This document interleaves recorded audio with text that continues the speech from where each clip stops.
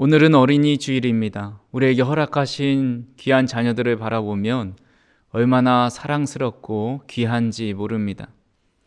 우리 아이들은 아동부랑 유치부가 함께 예배드리고 또 나눠져서 공과를 합니다. 또 학생부는 학생부 나름대로 예배를 잘 드리고 있습니다. 이번 부활절에 아이들에게 계란 꾸미기를 하고 주변 상가에 가서 예수님의 부활을 전했습니다. 사실 아이들이 너무 수줍어하고 힘들어하지 않을까 걱정했지만 나갔던 선생님들의 증언에 의하면 예상했던 것과는 다르게 너무 적극적으로 부활절 계란을 전해주었다라는 소식을 들었습니다. 그 소식을 들으면서 역시 아이들은 순수하다라는 생각을 해보게 됩니다. 어른들 같은 경우에는 계란을 전해줄 때에 좀 마음속에 무거운 마음도 있습니다. 이것을 전해주었다 거절하면 어떡하지? 또 안 좋아하면 어떡하지? 괜히 욕만 먹는 것은 아닐까 두려워하는데 아이들은 그런 생각 전혀 하지 않고 자신이 꾸민 달걀을 담대하게 전해주는 모습을 보게 됩니다. 특별히 지난주부터 어린이 주일 행사를 하고 있는데 야외 동물원에 갔습니다. 동물 먹이를 주기도 하고 또 평소에 잘 만져볼 수 없었던 동물을 만지는 그런 체험도 했는데 어린 아이들도 뱀을 만져보았다라는 소식을 들으면서 참 아이들이 좋아했다, 행복한 시간을 보냈겠다라는 생각이 들었습니다. 우리 교회에서 하는 행사나 일들이 궁금하시다면 홈페이지에서 사랑 갤러리 앨범을 찾아가시면 그동안 했던 기록들이 잘 남아 있습니다. 그래서 그런 사진들을 보면서 교회를 위해서 기도해 주시고 또 우리 교회 아이들을 보면서 얼굴 하나하나 익히시고 아이들을 위해 기도해 준다면 그것이 아이들에게 너무나도 큰 힘이 될 것입니다. 아이들에게 가장 좋은 것은 기도로 후원해 주는 겁니다. 기도는 돈이 들지 않기 때문에 마음껏 우리 성도님들이 기도로 축복해 주시고 기도해 주신다면 우리 교회의 다음 세대가 더 부흥하고 발전하고 예수님 닮은 성품으로 아름답게 성장하게 될 줄로 믿습니다. 이렇게 아이들이 있고 교육부서가 있다는 것이 참 얼마나 큰 은혜인지 모릅니다. 얼마 전에 노회로부터 한 공문을 받았는데 아동부 연합회 수련회에 대한 광고였습니다. 근데 그런 모습을 보면서 공문 안에는 우리 노회에 400여 교회가 있는데 교회 학교가 남아있는 교회가 한 200여 교회밖에 되지 않는 것을 알게 되었습니다. 합동 측의 경우만 하더라도 100명 미만의 교회 중에서 48%가 교육부서가 없다라는 통계가 있습니다. 그리고 10%에 달하는 교회가 아이들은 있지만 소수라서 따로 교육부서 예배 없이 장년부와 함께 예배를 드린다는 통계가 있습니다. 교계 한 관계자는 2030년에는 교회 학교의 90%가 사라질 거다라는 비관적인 전망을 내놓기도 합니다. 그래도 아직까지 90%까지는 아니지만 한국교회의 다음 세대가 위기인 것만은 사실입니다. 우리는 우리의 자녀들, 우리 교회의 아이들뿐만 아니라 한국 사회의 저출산 문제와 또 점점 줄어들고 있는 우리 한국교회의 다음 세대를 위해서 기도해 주시고 관심을 가져주시길 바랍니다. 성도님들의 기도를 통해서 아무리 위기이고 아무리 전망이 어둡다 할지라도 성령의 능력으로 부흥하게 될 것이고 이 위기가 기회가 되어서 하나님의 역사를 경험하는 통로가 될 것입니다. 그렇게 간절히 부탁드리기는 우리 모두가 우리 다음 세대에 관심을 가지고 늘 항상 기도하는 데 힘써 주시기를 간곡히 부탁드립니다. 오늘 어린이 주일을 맞이해서 크게 두 가지 말씀을 드리고자 합니다. 첫 번째로는 우리 다음 세대 자녀들을 믿음의 자녀로 키우기 위해서는 우리가 먼저 믿음의 본을 보여야 합니다. 또한 두 번째로는 우리 자녀들에게 복음을 유산으로 남겨주어야 합니다. 오늘 말씀을 통해서 우리가 믿음으로 이 시대를 살아가고 믿음의 유산을 남겨주어서 우리 자녀들도 복음을 붙잡고 믿음으로 이 험한 시대를 잘 살아갈 수 있는 귀한 축복의 자녀들이 되기를 주님의 이름으로 축원합니다.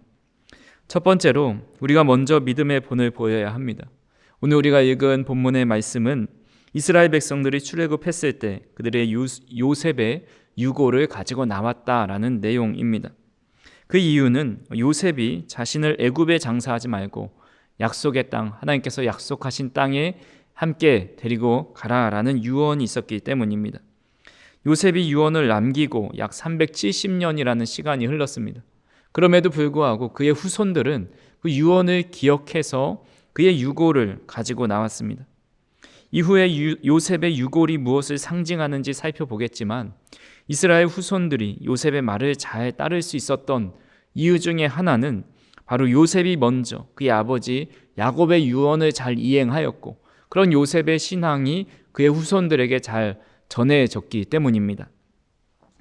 야곱은 요셉이 총리가 되었을 때 그 고대 근동 지방에 큰 기근이 들어서 결국 이집트로 이주하게 됩니다.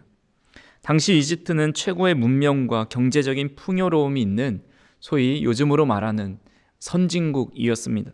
특별히 7년 기근 동안에 그들이 비축해 놓은 식량을 더 비싸게 팔아서 이집트의 모든 지역의 농지를 이집트 소유로 삼게 될 정도로 큰 부를 쌓게 됩니다. 그런 나라의 최고의 지도자로 있었던 사람이 바로 요셉입니다. 야곱이 죽게 되었을 때 요셉은 야곱의 왕의 장례를 치를 수 있었지만 그가 원했던 것은 그것이 아닙니다. 야곱이 요셉에게 이런 유언을 남깁니다. 창세기 49장 29절입니다. 그가 그들에게 명하여 이르되 내가 내 조상들에게로 돌아가리니 나를 햇사람 에브론의 밭에 있는 굴에 우리 선조와 함께 장사하라.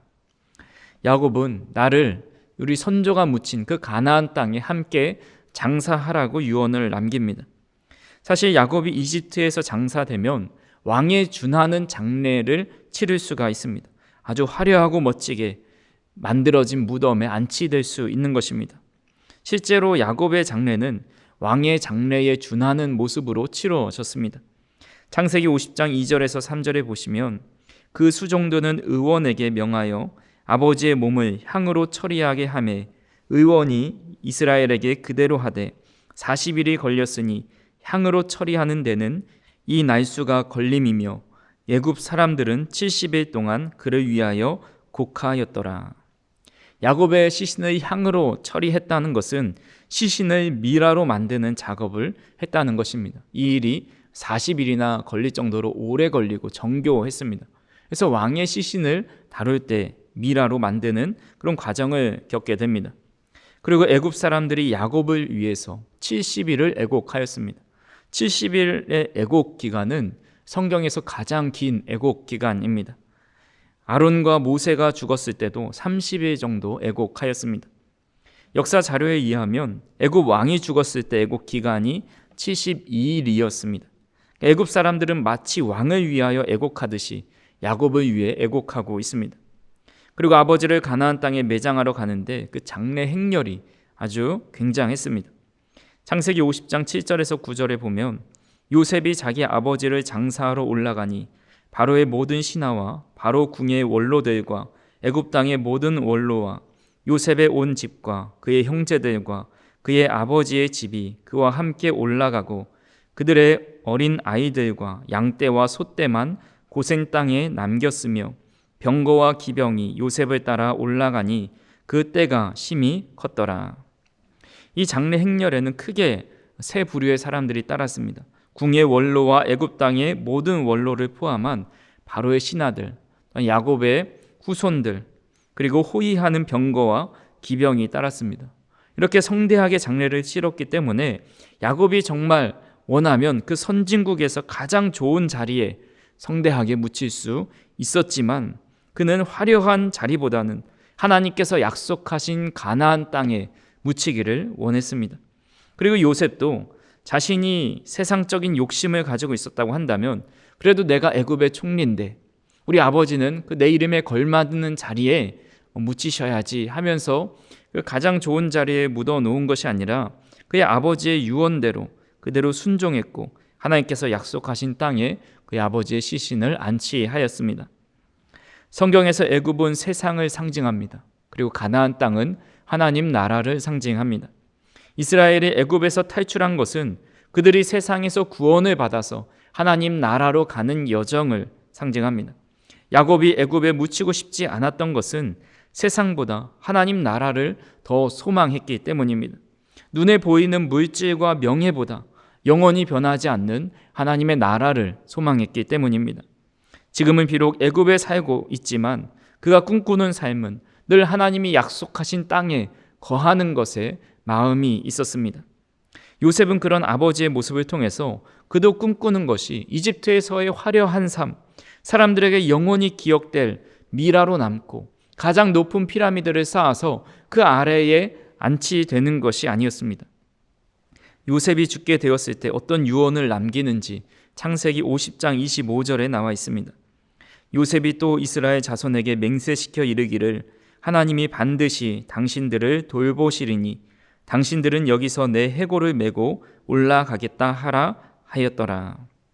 요셉은 자신의 아버지 야곱이 했던 유언과 동일하게 자신의 해골을 이집트에서 메고 하나님께서 약속하신 가나안 땅으로 가라라고 유언을 남기고 있습니다. 유언은 가장 솔직하고 가장 원하는 것을 이야기합니다. 죽어가면서도 체면을 차리고 거짓을 말하지 않습니다. 이를 통해 요셉이 가장 원하는 것이 이집트에서의 화려한 삶이 아니라 하나님께서 약속하신 땅에 거하는 것임을 알려줍니다. 그 유언은 370년이 지나도록 그의 후손들에게 전해집니다. 그리고 출애굽할 때 그의 유고를 가지고 나왔고 결국 가나안 땅을 정복한 이후에 그 유언대로 행해집니다. 여호수아서 24장 32절입니다. 또 이스라엘 자손이 애굽에서 가져온 요셉의 뼈를 세겜에 장사하였으니 이곳은 야곱이 베크시타를 주고 세겜의 아버지 하몰의 자손들에게서 산 밭이라. 그것이 요셉 자손의 기업이 되었더라. 출애굽할 때 이스라엘 백성들이 얼마나 분주했겠습니까? 자손들을 다 챙겨야 됐고 가축들을 챙겨야 됐고 온갖 짐들을 다 챙겨야 했습니다. 그렇게 바쁘고 정신없는 와중에서도 요셉의 유고를 챙겨 나왔습니다. 유고를 그냥 가져 나올 수 없으니 관에 담아 이동했을 것입니다. 그 관을 들기 위해선 최소 남성 4명, 많으면 6명이서 그 험한 광야길을 가려면 몇 개의 조를 만들어서 서로 교대해 가면서 그 먼 길을 걸어가야 합니다. 홍해를 건널 때도, 광야에서 40년을 보낼 때도, 생사의 갈림길에 놓여 있는 가나안 땅을 정복할 그때에도 요셉의 유고를 늘 가지고 다녔습니다. 야곱으로부터 요셉 그리고 그의 후손들에게까지 그 유언이 전해진 것입니다. 이는 야곱의 믿음이 요셉에게, 또한 요셉의 믿음이 그의 후손들에게 전해졌다라는 것을 알려줍니다. 아이는 부모의 등을 보고 자란다라는 책에 이런 내용이 있습니다. 사람이 타고난 본성은 비슷하지만 살아가면서 어떤 습관을 익히느냐에 따라 전혀 다른 인생을 살게 된다. 결국 좋은 인생을 사는 것도 나쁜 인생을 사는 것도 모두 몸에 익힌 습관에서 비롯된다는 것을 알 수 있다. 한자 습관에서 습은 어린 새가 날개짓을 배우는 모습에서 나온 한자다. 관은 마음을 하나로 꿰뚫어 묶어둔 모습이다. 어린 새가 누구에게 날개짓을 배웁니까? 바로 부모에게서 배웁니다. 부모의 좋은 습관이 아이의 좋은 습관이 되고 부모의 안 좋은 습관이 아이들의 안 좋은 습관이 됩니다. 부모의 좋은 신앙이 아이의 좋은 신앙이 되고 부모의 안 좋은 신앙의 모습이 우리 아이들의 안 좋은 신앙의 모습이 됩니다. 아이들의 문제를 솔루션하는 프로그램을 보면 그 아이가 정서적으로 불안하고 정상적이지 않는 행동들을 살펴볼 때에 상담가는 대부분 이 부모의 잘못을 지적합니다. 아이를 대하는 부모의 태도나 행동이 아이를 그렇게 망쳐놓고 그런 행동을 하게끔 만들어 놓는다라고 말을 합니다. 그런 의미에서 우리가 얼마나 조심스럽게 그리고 두려운 마음으로 아이들 앞에 살아가야 하는지를 깨닫게 됩니다. 우리는 늘 하나님 앞에 살아가야 하지만 때로는 하나님의 시선이 잘 느껴지지 않을 때가 있습니다. 하지만 그 하나님의 시선이 우리 아이들의 시선이라고 한번 생각해 보십시오. 우리 아이들이 우리를 늘 지켜보고 있고 우리의 모습을 통해서 우리 아이들의 신앙이 형성되고 우리 아이들의 모습이 형성된다면 우리는 결코 어떤 행동도 허투루 할 수 없고 우리의 신앙의 모습을 허투루 믿을 수 없게 된다라는 것입니다. 지금 우리의 날개짓이 자녀들의 날개짓이 된다고 생각한다면 우리는 정말 정신을 차리고 영적인 눈을 떠서 힘들고 어려워도 믿음의 길을 붙잡고 나아가야 한다라는 겁니다. 앞서 소개해드린 책에서 이렇게 말합니다. 올바른 자녀 교육은 반드시 부모의 삶에서 비롯된다. 자식들은 부모의 일상을 보고 자신이 나아갈 길에 대해 배움을 얻는다. 우리가 어린이 주일을 맞이해서 우리 자녀들에게, 또한 우리 자녀로 한정짓지 말고, 우리 교회는 모든 성도들이 식구이기 때문에 나보다 연배가 어리거나 우리 믿음의 자녀들에게 어떤 모습을 보여주고 있는지를 우리가 돌아보아야 합니다. 세상의 화려함이 아니라 영원히 변하지 않을 하나님 나라의 소망을 두며 힘들어도 믿음을 붙잡고 살아가는 모습을 보여주는 저 우리 성도님들이 되기를 주님의 이름으로 축원합니다. 두 번째로, 그렇다면 우리 자녀들에게 우리는 무엇을 남겨주어야 할까요? 본문 19절 말씀입니다. 모세가 요셉의 유고를 가졌으니 이는 요셉이 이스라엘 자손으로 단단히 맹세하게 하여 이르기를 하나님이 반드시 너희를 찾아오시리니 너희는 내 유고를 여기서 가지고 나가라 하였음이더라. 아멘. 본문에 나온 유골이라는 말은 히브리어로 엣잼이라고 합니다. 이것은 육체의 뼈, 유골, 해골 이런 것들을 다 포함하고 있습니다. 특별히 본질이라는 의미도 있습니다. 만약 여기서 나온 유골이 단순히 요셉의 육신의 뼈를 상징한다고 한다면 굳이 계속해서 다른 책에서도 언급할 필요가 없습니다. 야곱은 죽어가면서도 자신의 뼈를 가나안 땅에 묻어달라고 유언을 남깁니다. 요셉은 야곱의 유언대로 그의 아버지를 가나안 땅에 묻어놓습니다. 그리고 그 이후에 야곱의 뼈, 야곱의 유골에 대한 언급이 성경 어디에도 나타나 있지 않습니다. 근데 요셉의 유골은 창세기, 또 출애굽기, 여호수아 이렇게 다양한 책에서 반복하고 있습니다. 그리고 이 이야기는 구약에서 그치는 것이 아니라 신약의 히브리서에도 언급이 됩니다. 히브리서 11장의 별명이 믿음장입니다. 믿음의 선조들의 이름을 나열하면서 그의 믿음이 어떤 믿음이었는지를 기록해 놓았습니다. 근데 그 중에 요셉의 이름에 대해서도 기록을 해 놓았는데 히브리서 11장 22절에 이렇게 말씀하고 있습니다. 믿음으로 요셉은 임종시에 이스라엘 자손들이 떠날 것을 말하고 또 자기 뼈를 위하여 명하였으며.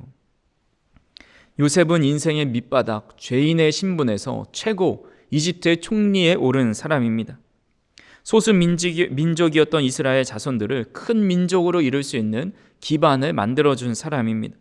근데 히브리서 기자가 요셉이 믿음으로 이런 업적을 이루었고 하나님 앞에 귀하게 쓰임받는 종이 되었다라고 기록한 것이 아니라 이스라엘 자손이 떠날 때 자기 뼈를 같이 가지고 가달라는 그 유언이 요셉의 믿음이다라고 저술하고 있습니다.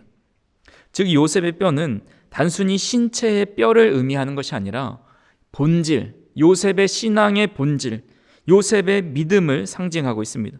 그러니까 이스라엘 백성들이 요셉의 뼈를 들고 이 가나안 땅을 향해 간다는 것은 요셉의 신앙을 붙들고 요셉의 믿음을 붙들고 그 길을 걸어간다는 것을 의미합니다.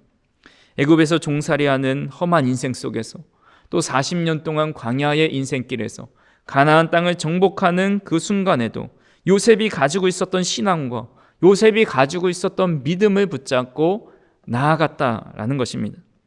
그렇다면 요셉의 유골이 오늘날 우리에게 어떤 의미가 있길래 우리는 이것을 우리 자녀들에게 전수해 주어야 하는 것일까요? 구속사적인 관점에서 요셉은 그리스도의 모형, 구약에 나타난 예수 그리스도를 상징합니다. 이것이 바로 예수님을 예표한다라고 표현을 합니다.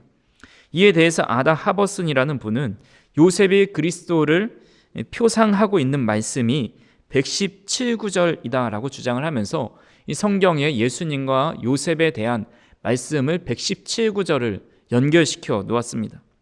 시간 관계상 그 구절을 다 나열해 드릴 수는 없지만 대표적으로 그런 외형적인 모습, 또 성경에 나타난 예수님과 요셉의 공통점, 비슷한 점들을 몇 가지를 살펴볼 수가 있습니다.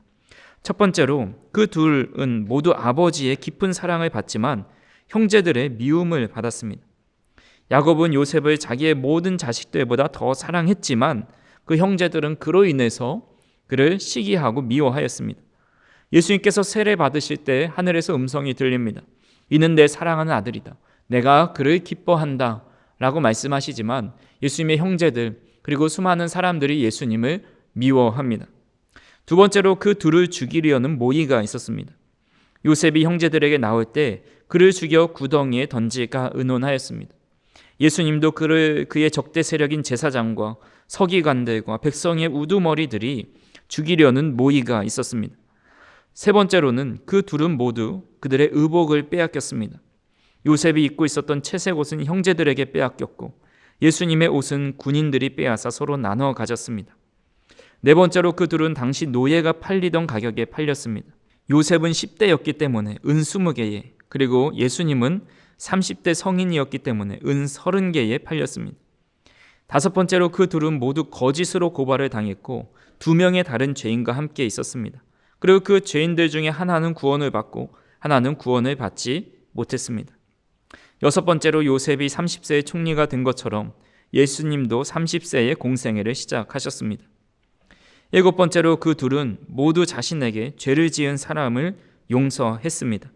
요셉은 자신을 팔아넘긴 형제들을 용서했고 예수님은 십자가상에서 저들의 죄를 알지 못하니 그들을 용서해 달라고 기도하셨습니다. 이 외에도 요셉이 예수님을 예표하는 인물이라는 증거가 참 많이 있습니다. 그렇기 때문에 요셉의 유골은 예수님의 유골, 예수님의 뼈를 상징합니다. 요셉의 유골이 그의 본질, 그의 신앙, 그의 믿음을 나타낸다면 마찬가지로 예수님의 뼈도 예수님의 근본, 예수님의 말씀, 예수님이 보여주신 삶의 모습이라고 할 수가 있습니다. 즉 복음을 상징하는 것입니다. 우리가 자손들에게 남겨줄 것은 복음이고 광야 같은 험한 삶을 살아갈 때 붙잡고 살아가게 해야 할 것이 바로 복음입니다.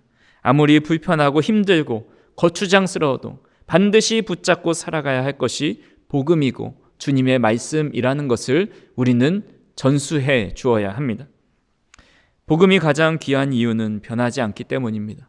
시대가 변하면 사람의 생각과 언어와 가치관과 문화와 물질의 가치와 모든 다양한 것들이 변합니다. 하지만 2000년이 지나도 복음은 변하지 않습니다. 순금이 귀하고 다이아몬드가 귀한 이유는 수백 년이 지나도 변하지 않기 때문입니다. 하지만 그런 것들도 결국 오랜 시간이 지나면 변질됩니다. 세상에 영원한 것은 없지만 복음은 주님 오실 때까지 영원히 변하지 않습니다. 복음만이 우리를 영원한 삶으로 인도해 줄 수 있습니다. 예수님의 뼈와 관련돼서 중요한 개념이 하나 있습니다. 그것은 예수님의 뼈가 꺾이지 않는다라는 겁니다. 시편 34편 19절에서 20절 말씀입니다. 의인은 고난이 많으나 여호와께서 그의 모든 고난에서 건지시는도다. 그의 모든 뼈를 보호하시며 그 중에서 하나도 꺾이지 아니하도다. 의인의 뼈는 꺾이지 않는다고 말씀하시는데 여기서 나온 의인이 바로 예수 그리스도를 상징합니다. 이스라엘 백성들이 출애굽하면서 유월절을 지킬 때에 유월절 어린 양의 규례에 대해서 이렇게 말씀하십니다. 출애굽기 12장 46절에 한 집에서 먹되 그 고기를 조금도 집 밖으로 내지 말고 뼈도 꺾지 말지며. 유월절 어린 양의 뼈를 꺾지 말라고 말씀하십니다. 유월절 어린 양을 대표하시는 분이 바로 예수 그리스도이십니다. 여기서 꺾인다라는 말을 보면 히브리어로 샤바르라고 합니다. 이는 꺾이다, 깨부순다라는 의미가 있습니다. 이 단어가 사용된 본문 말씀들을 보면 이렇습니다. 출애굽기 23장 24절에 그것들을 다 깨뜨리며 그들의 주상을 부수고, 여기서 부수고가 샤바르입니다. 또 이사야 14장 5절에 여호와께서 악인의 몽둥이와 통치자의 규를 꺾으셨도다. 여기서 꺾으셨도다도 샤바르입니다. 레위기 11장 33절에 부정해진 질그릇을 깨뜨리라 말씀하시는데 여기서도 마찬가지로 깨뜨리다가 샤바르입니다. 깨지고 부서지는 대상이 바로 우상이고 세상의 힘이고 권력이고 죄악, 부정함이다라고 말씀하고 있습니다. 결국 이런 것들은, 세상의 모든 것들은 영원하지 않고 결국은 깨지고 부서지게 됩니다. 전래의 동화에 나오는 썩은 동아줄과 같은 것입니다. 하지만 부서지지 않는 대상이 있습니다. 바로 예수님의 뼈입니다. 요한복음 19장 32절에서 33절입니다. 군인들이 가서 예수와 함께 못 박힌 첫째 사람과 또 그 다른 사람의 다리를 꺾고 예수께 이르러서는 이미 죽으신 것을 보고 다리를 꺾지 아니하고. 십자가에 못 박히는 형벌은 사람의 생명을 최대한 연장하면서 최대한 고통스럽게 죽어가게 만듭니다. 하지만 건장한 사람은 이 해가 지기 전에 그 시체를 내려야 했기 때문에 때로는 완전히 생명이 끊어지지 않을 때가 있습니다. 그래서 그 생명이 죽었는지 아니면 살아있는지 혹은 살아서 도망치지 못하게 하기 위해서 그 다리를 꺾어 놓습니다. 근데 예수님을 내릴 때 보니까 예수님은 완전히 죽으신 것을 확인하고 예수님의 다리를 꺾어 놓지 않습니다. 이 일이 우연히 일어났다고 생각할 수 있지만 성경은 이렇게 분명히 말씀하십니다. 요한복음 19장 36절에 이 일이 일어난 것은 그 뼈가 하나도 꺾이지 아니하리라 한 성경을 응하게 하려 함이라. 예수님의 뼈가 꺾이지 않은 것은 성경의 예언대로 응하였다라는 것입니다. 즉 샤바르 되지 않는 존재는 예수님뿐입니다. 예수님의 뼈만이 부서지지 않고 영원히 보존됩니다. 그렇게 영원히 변하지 않고 부서지지 않는 그 예수님의 뼈, 예수님의 본질, 예수님의 말씀과 그 복음을 우리 자녀들에게 계승해 주어야 합니다. 말씀을 정리합니다. 탈무드에 이런 유명한 말이 있습니다. 어리석은 부모들은 자녀들에게 재산을 남기고 양식 있는 부모들은 자녀들에게 지식을 남기고 지혜로운 부모들은 자녀들에게 신앙을 남긴다. 우리는 자녀들에게 좋은 선물을 해줄 필요가 있고 또 모든 필요를 채워주고 물질을 물려주는 것은 아주 귀한 일입니다. 하지만 그것이 진정 자녀를 행복하게 만들어주는 것도 아니고 그의 삶을 영원히 살 수 있도록 인도해 주는 것도 아닙니다. 우리가 진정으로 행복할 때가 언제입니까? 주님 안에서 복음의 확신을 가지고 믿음으로 살아갈 때가 아닙니까? 주님의 안에 있으면서 행복하고 복음을 붙잡고 살아가면서 담대한 믿음을 가지고 믿음 안에서 하나님께서 주시는 참된 평안과 기쁨과 소망과 만족을 경험할 수 있게 되는 것을 우리는 알고 있습니다. 그렇게 우리가 자녀들에게 남겨줄 최고의 유산은 바로 믿음의 유산입니다. 저 우리 성도님들이 복음을 붙잡고 가나안을 향해 가는 믿음의 본질을 붙잡고 나아가는 삶의 모습을 우리 자녀들에게 또 우리 주변 성도들에게 보여주실 수 있기를 바랍니다. 그러면 그럴 때 우리 자녀들이 우리의 등을 보고 우리의 성도, 우리 믿음의 공동체 가족들이 우리의 등을 보고 함께 그 광야와 같은 세상 속에서 믿음을 붙잡고 복음을 붙잡고 그 광야의 길을 힘있게 걸어가게 될 것입니다. 광야와 같은 세상 속에서도 믿음을 잃지 않고 복음을 붙잡고 믿음을 가지고 살아가는 우리 성도님들, 우리 자녀들, 우리 모든 가정들과 식구들이 다 되실 수 있기를 주님의 이름으로 축원합니다. 기도하시겠습니다. 사랑과 은혜가 풍성하신 하나님 아버지, 세상의 화려함보다 하나님의 약속을 바라보았던 요셉과 야곱의 신앙처럼 우리도 주님 나라를 소망하며 살아가게 하여 주시옵소서. 우리 자녀들에게 복음을 남길 수 있도록 인도하여 주시고 삶 속에서 신앙의 본을 보여주는 참된 믿음의 부모가 될 수 있도록 인도하여 주시옵소서. 광야 같은 세상 속에서도 믿음을 잃지 않고 주님의 말씀을 붙잡고 나아가는 우리 귀한 자녀들 되게 하여 주시옵소서. 우리의 가정이 주님의 은혜 안에 거하게 하시고 우리의 교회가 복음을 전수하는 거룩한 공동체가 되게 하여 주시옵소서. 예수님의 이름으로 기도하옵나이다. 아멘.